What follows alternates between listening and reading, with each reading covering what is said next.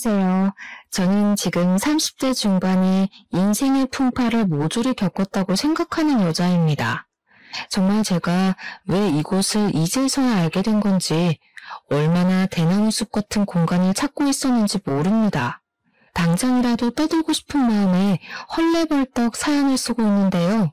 제가 지금 무척이나 흥분한 상태라 이야기가 조금 뒤죽박죽이 될까 걱정이 되기도 합니다. 하지만 최대한 시간 순으로 제가 겪은 사건 순으로 쭉 사연을 적어볼 테니 한 글자도 놓치지 마시고 저를 따라해 주시면 감사하겠습니다. 저는 아주 예전부터 돈이 많은 시댁을 만나면 엄청나게 부유하고 행복한 삶을 살 거라고 생각했는데, 그것들은 전부 드라마에서나 나오는 일이라는 걸 나중에서야 알게 되었습니다. 제가 직접 경험해보지 않았더라면 돈 많은 시댁이 얼마나 괴로운 곳인지 꿈에도 모르고 상상만 하면서 살았겠죠. 저는 초등학교 교장 선생님까지 하고 정년 퇴직을 하신 아버지와 집에서 자식들을 챙기는 것을 가장 우선으로 생각하시며 살아온 어머니 밑에서 자랐습니다.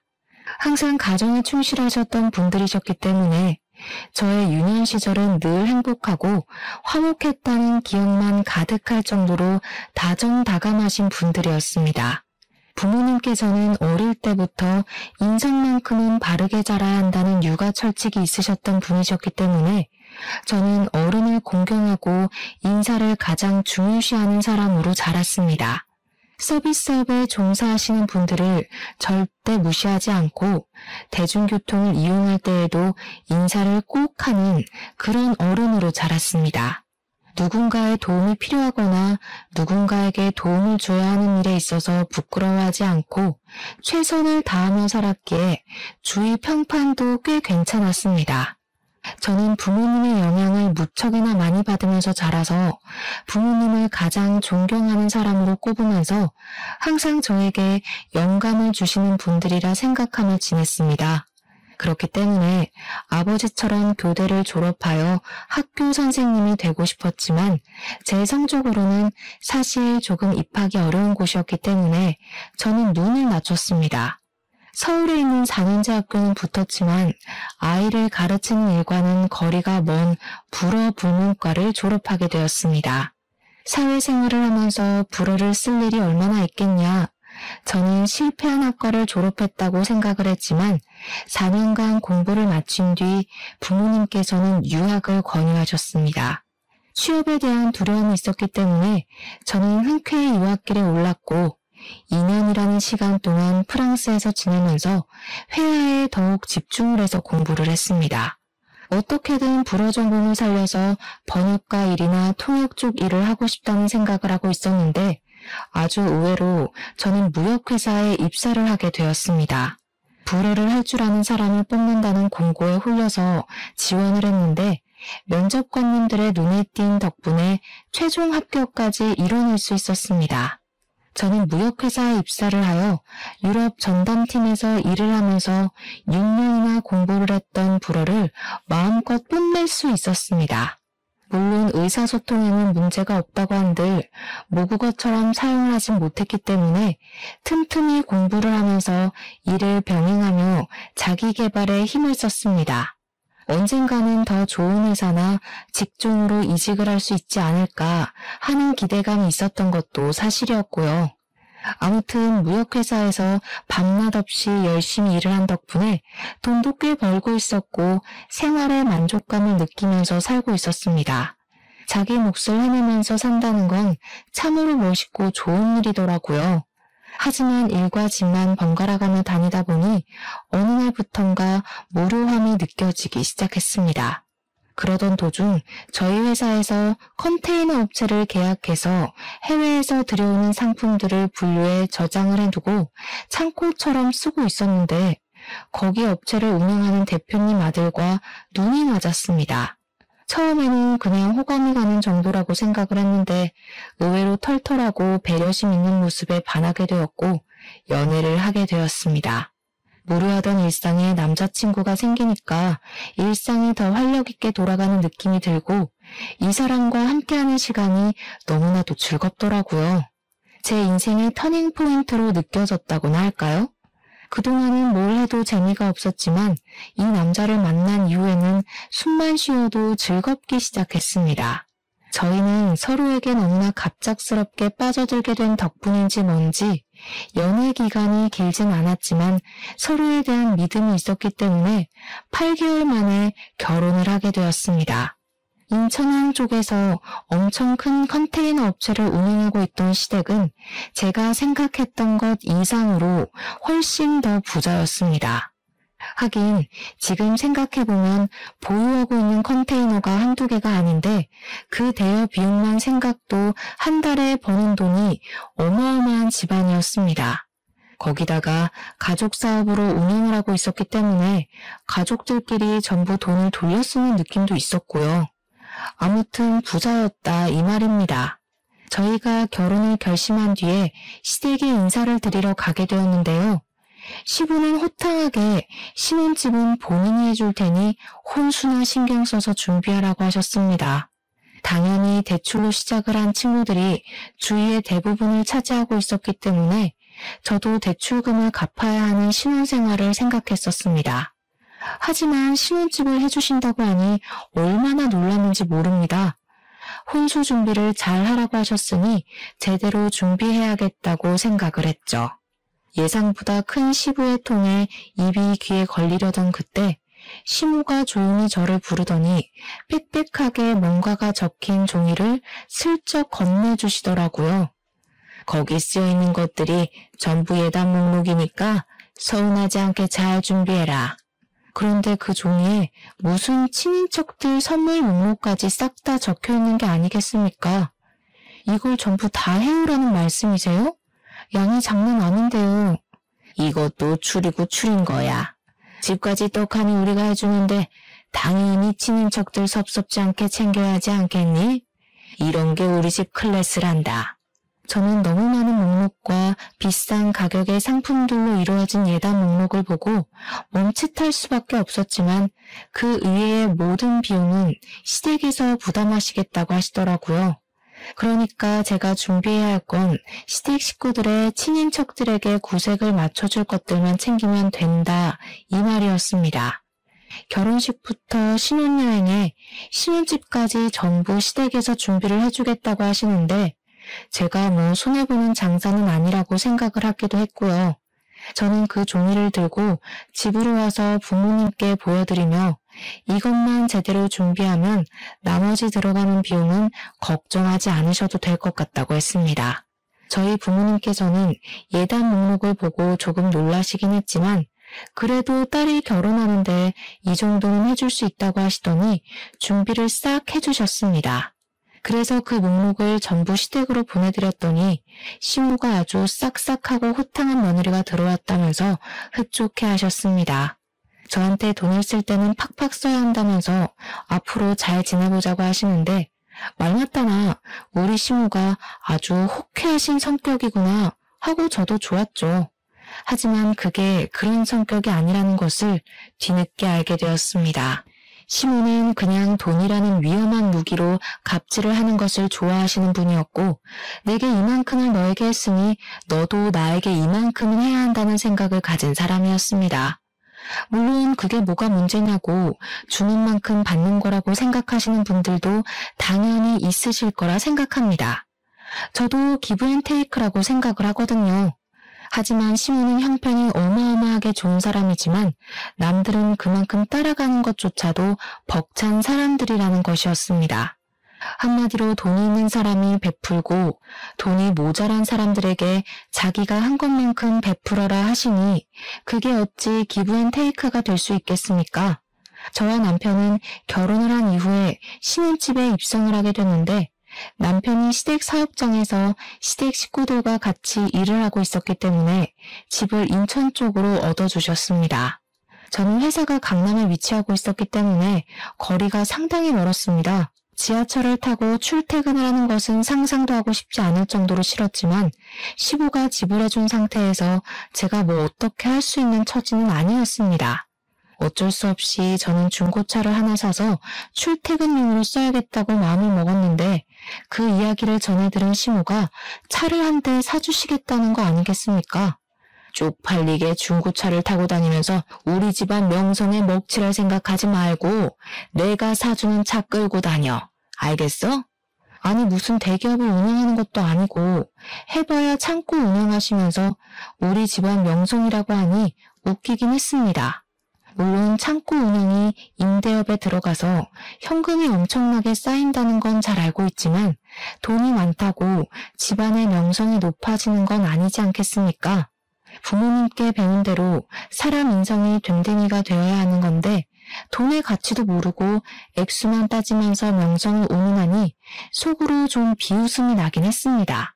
어쨌든 시모가 차를 사준다고 하니까 저야 돈도 굳는 거고 새 차도 얻을 수 있으니 얼마나 좋습니까?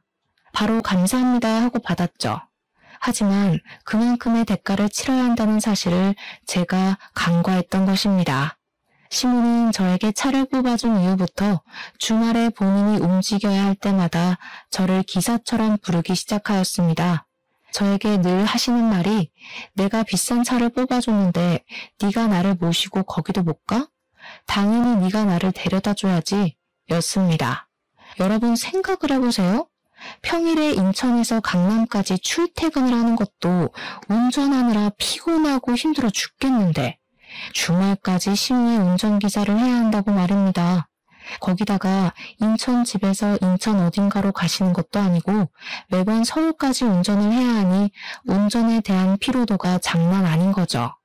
친구들이 전부 그쪽에 산다고 하시면서 압구정에 가자, 청담동에 가자 하시더니 나중에는 분당에 가야 한다, 판교에서 모이기로 하면서 먼 곳까지 데려다 달라고 하더라고요. 정말 시모를 모셔다 드리고 모시고 오느라 주말 하루가 다 지나칠 지경이었습니다. 저도 남편이랑 데이트도 하고 싶고 주말에는 모든 족쇄와 굴레에서 벗어나 푹 쉬고 싶은 마음이 굴뚝 같은데 이게 무슨 팔자에도 없는 운전기사인지 이럴 거면 운전기사를 하나 부리시는 게 좋지 않을까 싶기도 하고 제가 며느리로 들어오기 전에는 어떻게 움직이셨는지 참 궁금해졌습니다. 알고 보니 우리 시모 운전 경력이 30년이 훌쩍 넘는 베스트 드라이버였습니다. 더 웃긴 건 말입니다. 친구들 모임에 데려다 드리면 저한테 한 3시간 놀다가 집으로 출발을 할 거니까 근처에서 대충 시간을 때우다가 부르면 오라고 하시는 겁니다. 정말 제가 무급으로 일을 하는 수행비서가 된 느낌이었습니다. 시모는 그걸 또 친구들에게 자랑을 하셨고요. 얘가 우리 며느리 되는 앤데 내가 부르면 5분 대기조로 대기 타고 있다가 쪼르르 달려 나오는 애야. 얼마나 예쁜지 몰라. 시모 딴에는 그게 칭찬이라고 생각했을지 모르겠지만 제 입장에서는 그냥 제 인격을 무시하는 말로밖에 들리지 않았습니다. 제가 부모님께 어른을 공경해야 한다고 항상 예의를 지키라고 배웠지만 시모 앞에서는 그런 배움과 가르침이 전부 와르르 무너지는 듯한 느낌이었습니다. 저는 시모 친구들 앞에서 부끄러워 꾹꾹 숨어버리고 싶은 심정이었습니다. 5분 대기조라는 말이 수치심을 불러일으켰거든요. 제가 어쩔 줄 몰라 하고 있는 그때 시모 친구분 중 한 분이 저에게 며느리가 일을 안 하냐고 물어보시더라고요. 그래서 제가 냉큼 아니라고 평일에는 출근을 하고 있다고 했더니 친구분 중 한 분이 정말 감사하게 제 편을 딱 들어주시더라고요. 예, 너는 평일에 출근한다는 며느리를 주말까지 부려먹니? 네가 일을 여유롭게 해서 모르는구나. 회사원들이 얼마나 힘들게 일을 하는데. 그래, 주말까지 너 편하자고 이런 일에 부려먹어? 요즘은 며느리한테 잘 보여야 돼. 그래야 말년에 편하게 산다니까. 그러니 시모가 피식 웃으면서 친구분을 향해서 말을 하시더라고요. 말년에 편하기는 무슨. 돈 있으면 뭘 해도 편해. 예, 며느리야, 네가 말을 좀 해봐라. 너나 불편하니? 내가 부르는 게 불편해 죽겠어? 내가 집도 해줘, 차도 사줘. 그래도 불편해? 솔직히 불편하고 피곤하고 당연한 말 아닌가요? 그런데 시모 앞에다 대놓고 네, 그렇다고 말을 할 수 있는 위인이 몇이나 되겠어요. 적어도 저는 부모님의 가르침에 반대되는 일은 하고 싶지 않았기에 그냥 웃고 말았습니다. 시모는 제가 당연히 싫다고 이야기한 게 아닌 줄 알고 생색을 내면서 우리 며느리는 자기한테 고마워서라도 그런 마음 가질 애가 아니라고 하셨습니다. 치사하게 차랑 집을 들먹이면서 이야기를 하는데 어느 누가 반기를 들겠습니까? 시모 친구분들이 저를 불쌍하게 바라보시는 것 같았습니다. 시간이 흘러서 결혼 후에 처음으로 맞이하는 명절이 되었는데 제가 빈손으로 갈 수가 없으니까 이것저것 준비를 조금 해갔습니다. 과일 세트랑 한과 세트 같은 걸 준비해서 갔더니 시모가 쓱 보고는 한마디 하시더라고요. 현금이 최고인데 이런 걸 사왔니?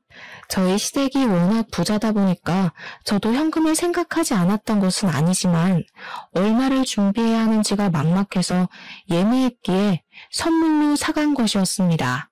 10만 원 단위는 당연히 한 소리 들을 것 같았고 그렇다고 100만 원 드리기에는 너무나도 부담이 되었습니다.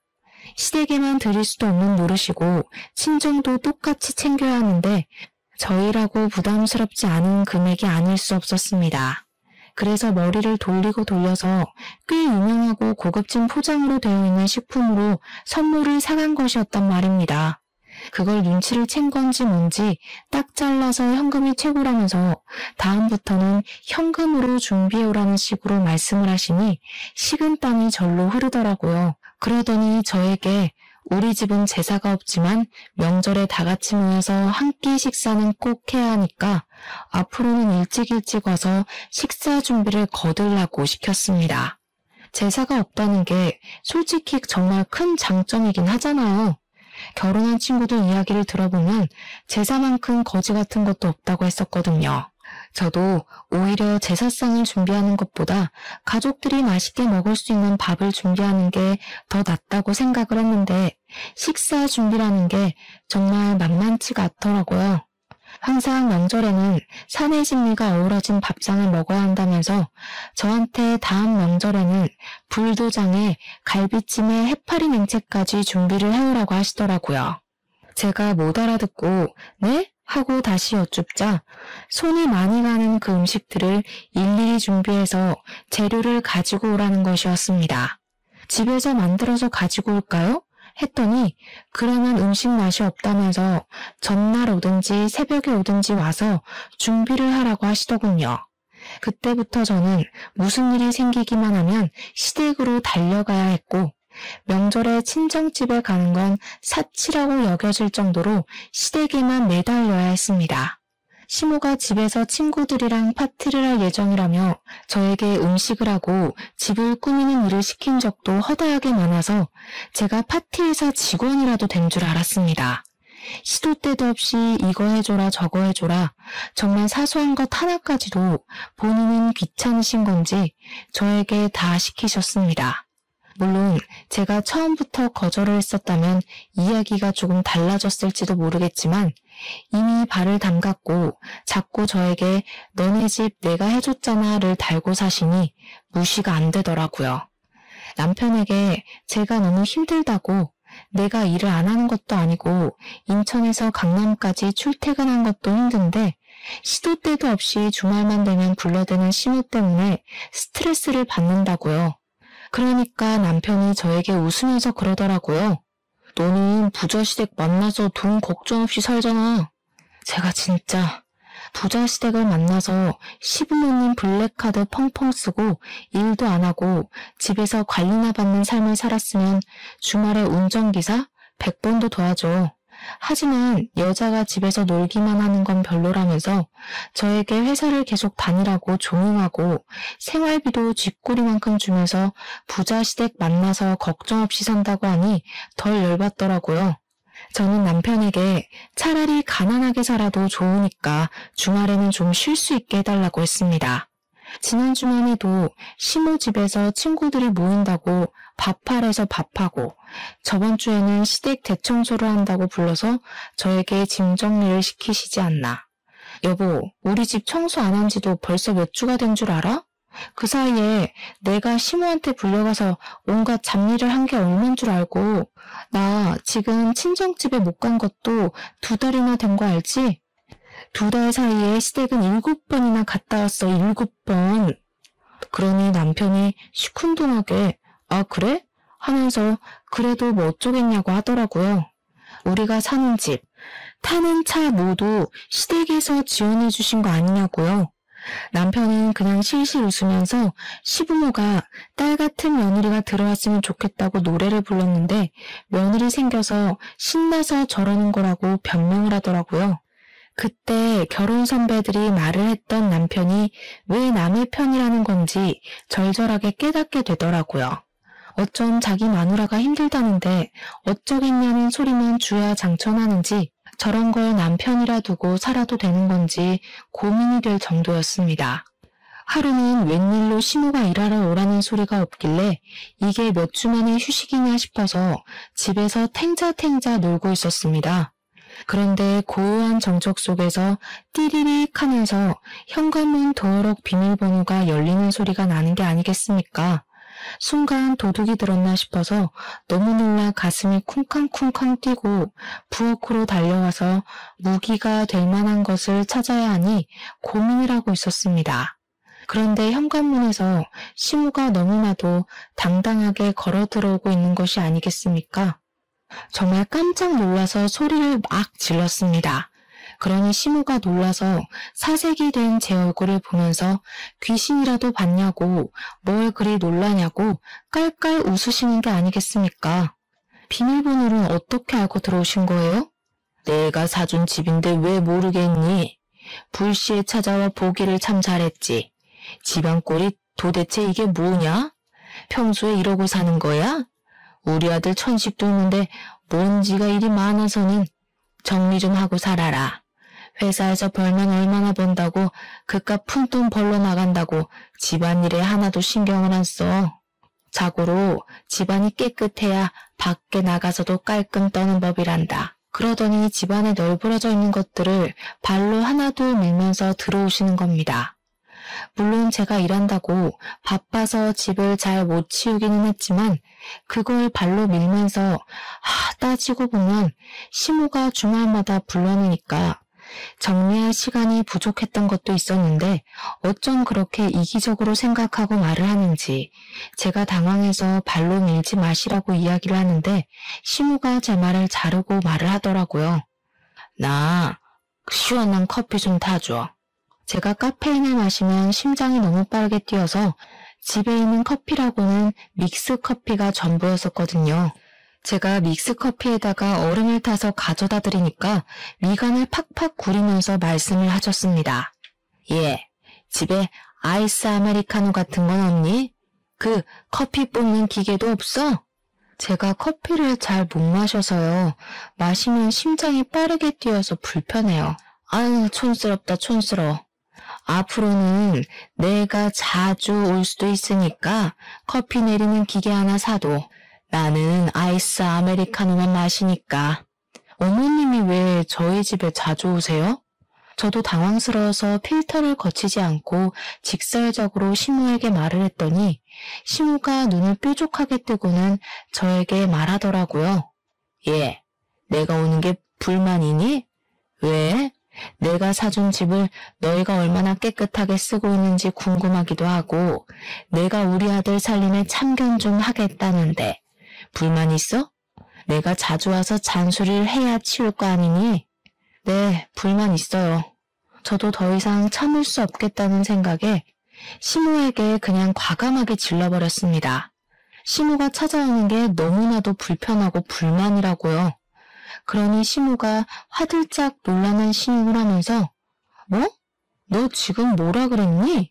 하면서 또 혼낼 기세로 옆구리에 손을 얹고 팔을 하더라고요. 근데 저도 이미 화가 났고 열이 받았으니 물불 가리지 않게 되더라고요. 어머님, 저 평일 내내 출근하고요. 주말 이틀 쉬는 게 전부예요.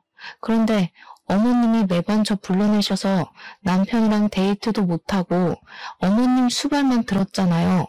근데 집까지 찾아오셔서 간섭을 하시겠다고 하면 당연히 불만이 생기지 않겠어요? 그러니까 시무가 저에게 어이가 없다는 말투로 말을 하셨습니다.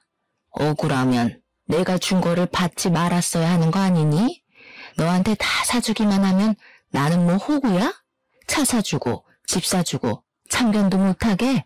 도대체 결혼한 지 시간이 얼마나 흘렀는데 아직까지도 차 사주고 집 사준 이야기를 하는 건지 저도 오기가 생기더라고요. 저 차 반납할게요. 집도 이사 가고요.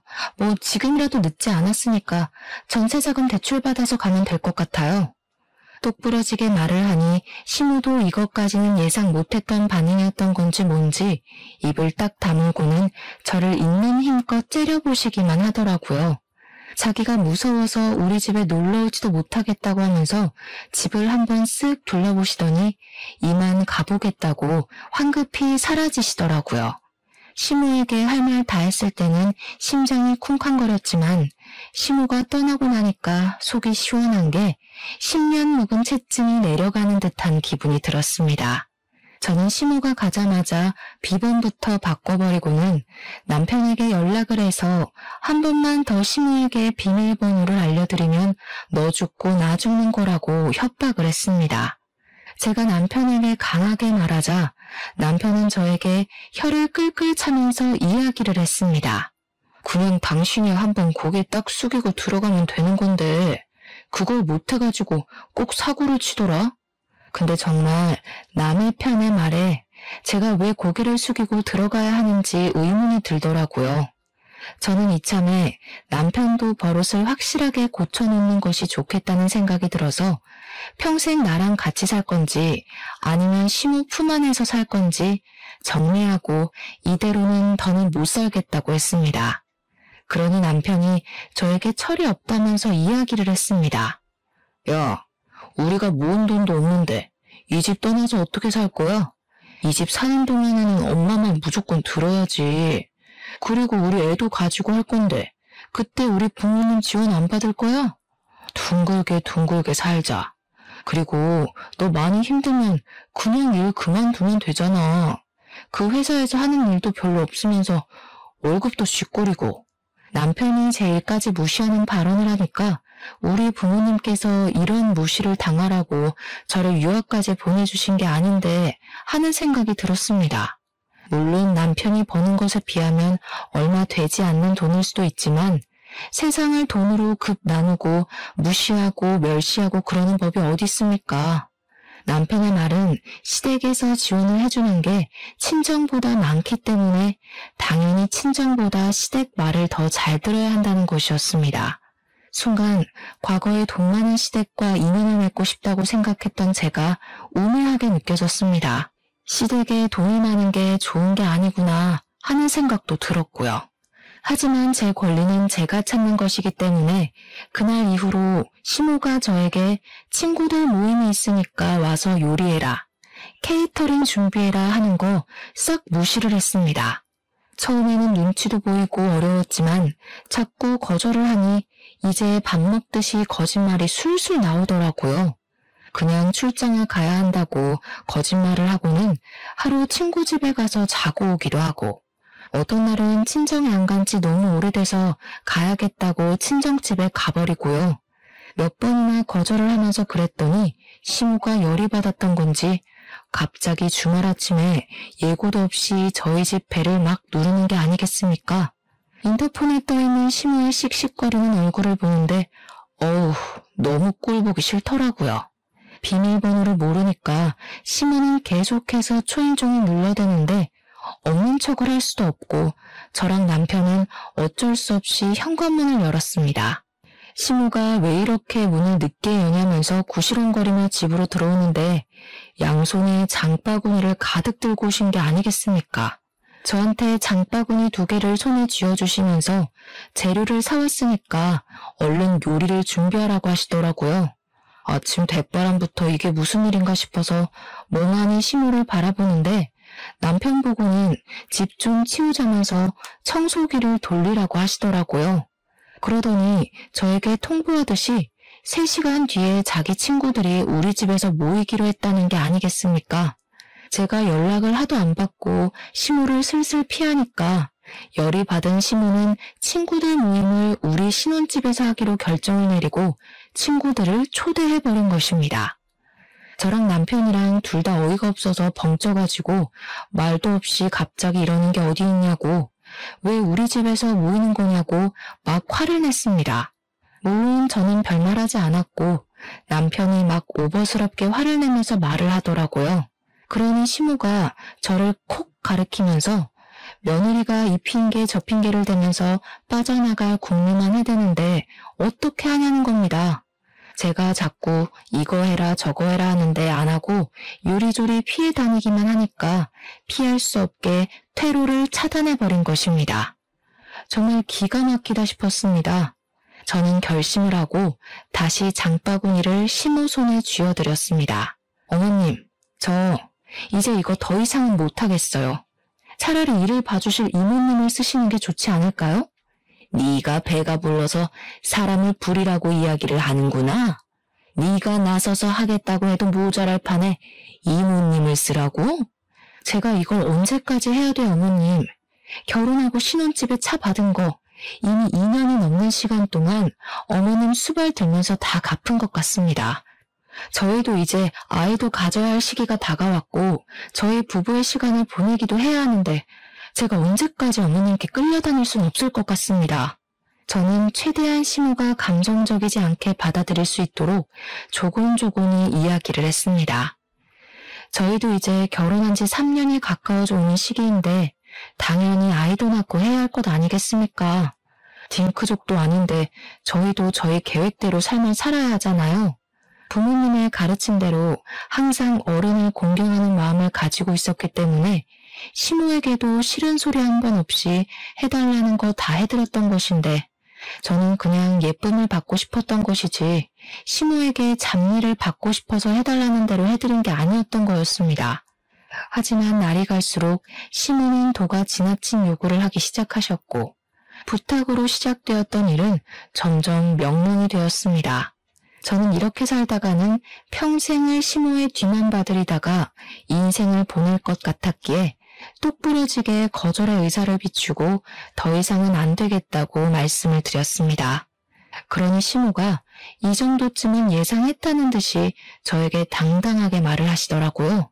누구 마음대로? 너는 이 집에 사는 동안 무조건 내 말을 들어야 해. 임신을 하겠다고? 그럼 회사부터 그만두고 이야기를 해라. 어차피 육아를 하다 보면 회사를 출근하기도 어려울 텐데 그만두고 나중에 일하고 싶으면 우리 사업장으로 들어오면 돼. 시모는 답이 정해져 있는 사람처럼 제 말은 깡그리 무시를 하고 본인이 할 말만 하셨습니다. 저는 그래서 순간 복수를 결심했고 시모에게 제대로 보여주겠다 마음을 먹었습니다. 시모에게 장바구니에 있는 재료들로 기가 막힌 요리를 해갈 테니 시댁으로 장소를 바꾸시라고 했습니다. 시모는 정말 시간 맞춰서 준비를 해올 수 있냐고 몇 번을 물어보셨고 저는 시모에게 걱정하지 마시라고 단단히 일러두었습니다. 그러니까 시모도 알겠다고 하시면서 시간 맞춰서 시댁으로 가지고 오라고 하시고는 돌아가셨습니다. 남편은 널브러진 재료들을 보면서 이걸 다 어떻게 준비하려고 하냐면서 왔다 갔다 하는 시간도 있을 텐데 그냥 우리 집에서 모이는 게 낫지 않겠냐고 하더라고요. 저는 남편을 힘껏 째려보고 정강이를 발로 한 대 차줬습니다. 그리고 준비도 하지 않고 탱자탱자 시간을 보내면서 놀았습니다. 남편이 오히려 더 안절부절 못해하면서 발을 동동 구르길래 정신사납다고 가만히 있으라고 했습니다. 그리고 시모가 친구들이랑 모이기로 한 시간이 딱 40분 남았을 때 저는 시모의 집 근처로 차를 끌고 가서 주변을 둘러보았습니다. 그러니 제 눈에 딱 띄는 가게가 하나 있더라고요. 그곳은 바로 김밥들의 종류만 10가지가 넘는다는 분식집이었습니다. 저는 그곳에서 분식 종류를 엄청나게 포장을 했습니다. 떡볶이에 김밥, 돈가스, 우동, 김치볶음밥 같은 정말 평범한 분식을 말입니다. 그리고 엄청나게 가벼운 발걸음으로 시모의 집으로 향했는데 이상하게 너무나도 신이 나서 미치겠더라고요. 그동안 당했던 저의 모든 복수를 한 번에 해줘야겠다는 생각에 앞뒤 가리지 않고 행동을 하게 되었다고나 할까요? 제가 배를 누르니 현관문에서 시모가 버선발로 달려와 우리 며느리가 무슨 음식을 해왔을지 너무너무 기대가 된다고 설레발을 치시더라고요. 시모한테 기대해도 좋다고 말을 하고 집으로 들어가니 시모 친구들이 저를 보면서 너무 배가 고팠는데 좋은 냄새가 난다고 하시더라고요. 그러면서 며느리가 요리사 자격증이라도 있냐? 뭔 음식 냄새가 이리 좋으냐고 어서 차려보라고 하시더군요. 시모나 시모 친구들이나 전부 독인객인 아니겠습니까? 어떻게 남의 며느리를 그렇게 부려먹을 생각을 하는지. 시모 친구들도 처음에나 며느리 부려먹지 말라면서 제 편을 들어주셨지 시간이 지나니까 자기들도 저를 부려먹더라고요. 지금 와서 생각해보면 애초에 제 편을 들어줬던 그 행동들도 전부 가식이 아니었을까 싶습니다. 저는 미리 포장해온 분식집 음식들을 하나하나 식탁 위에 올려놓으면서 나무젓가락까지 세팅을 마치고 시모 친구들을 불렀습니다. 다들 이게 뭐냐는 얼굴로 저를 바라보시는데 시모의 얼굴이 점점 빨갛게 달아오르시더라고요. 저는 비닐 포장도 깔끔하게 벗기지 않고 위에 보이는 데만 북북 찢어서 시모 친구들에게 내밀었습니다. 여기가 바로 천국의 맛이라는 김밥집이에요. 엄청 유명해서 전국에 체인점만 수천 개가 넘는데 드셔보셨어요? 아니, 너 지금 이게 무슨...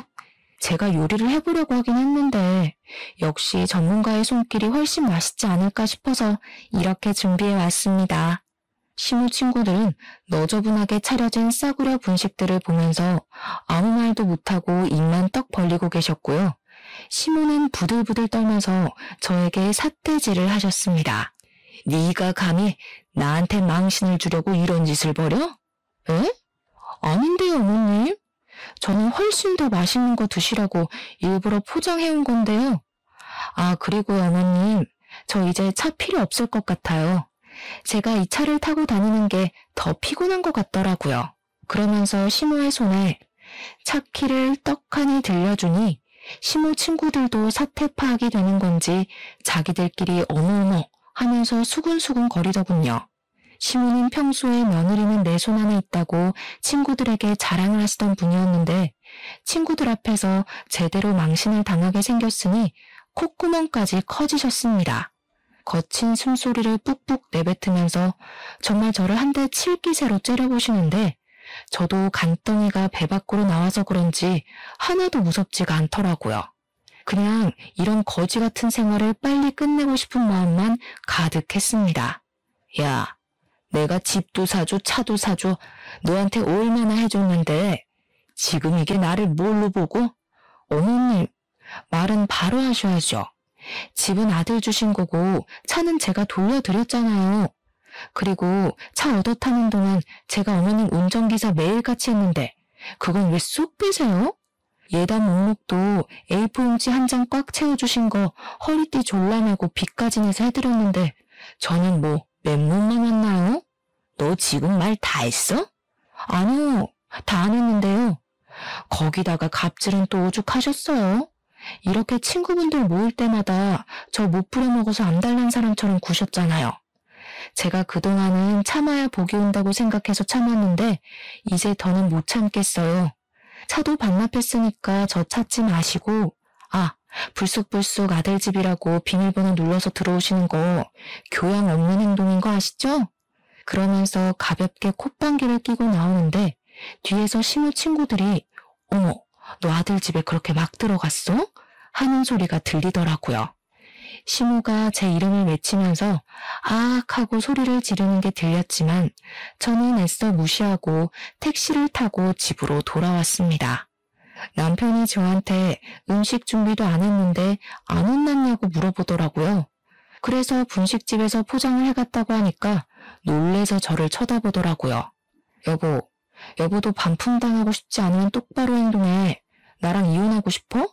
그러니 남편이 고개를 절레절레 저으면서 이혼은 하고 싶지 않다고 하더라고요. 나는 지금 목 끝까지 이혼하고 싶다는 말이 차올랐거든? 근데 내가 마지막 기회 줄게. 나 차도 반납한 마당에 더 이상 무서울 거 없거든. 그니까 처신 잘해. 그러니까 남편이 고개를 끄덕였습니다. 시모가 언제쯤 찾아오나 기다리고 있는데 호랑이도 제 말하면 온다고 1시간쯤 지나고 시모가 씩씩거리면서 찾아왔더라고요. 야, 문 열어.